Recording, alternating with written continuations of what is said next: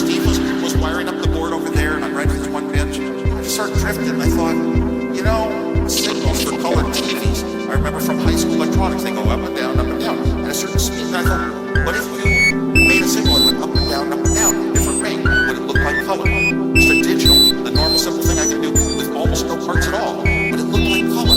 And then, oh my gosh, I figured out a way that I could have four little 0-1 bits circling around, and it could go up and down at different time, and red would become blue. I could put in a different pattern of watching zeros and 16 patterns, and it could become a different shade. It might be a little lighter, it might be a little darker. Would it work?